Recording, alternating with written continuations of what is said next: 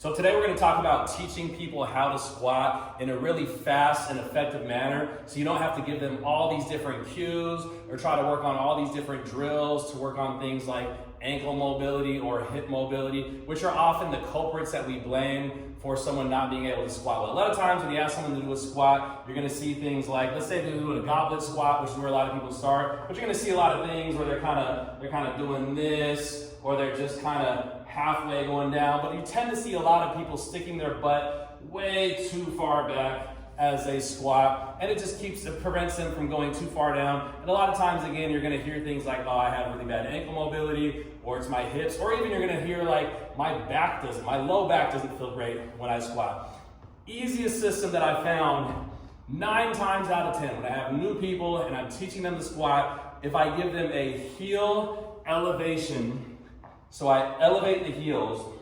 I like to use these plates, this is a 10-pound plate. I find that it's easy to hold and it's easy to reach with. So we go heel elevation with a plate here, and with that weight in front and my heel elevated, I've shifted my center of mass back, which for a lot of people, a center of mass that's slightly shifted forward tends to be the limiter of why they're not squatting the greatest. So simply by shifting that weight back with the heel elevation and weight in front, and then what we're going to do is we're going to reach the weight as we go down. All I say is bend the knees and go straight down. Bend the knees, go straight down. That's all I say. 9 times out of 10, people do a way better squat as they bend the knees and go straight down, because with this load and reach, you're forced to stay very vertical. And as you bend the knees with that heel elevation, now your mass is nicely centered. It's much easier, much more comfortable to go straight down. And now guess what? Your abs are really supporting you as the legs are doing most of the work. So people who might feel a lot of low back tension, now they're going to feel more abs, which is a great thing. They're also going to feel a lot more leg muscle, because they're getting a nice deep squat, which is really stretching the quads, hitting the glutes in that nice deep lengthened position. So that simple heel elevation with a plate reach, again, this is a 10-pound plate, works really well.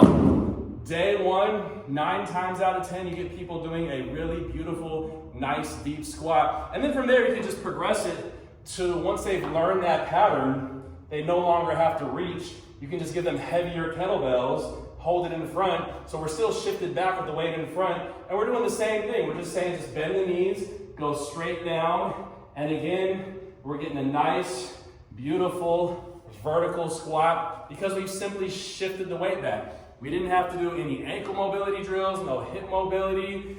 We saved a lot of time. We've got right into working out, which is gonna make your client feel better. Or let's say you're just trying to learn to squat on your own. It's gonna save you a lot of time in the gym.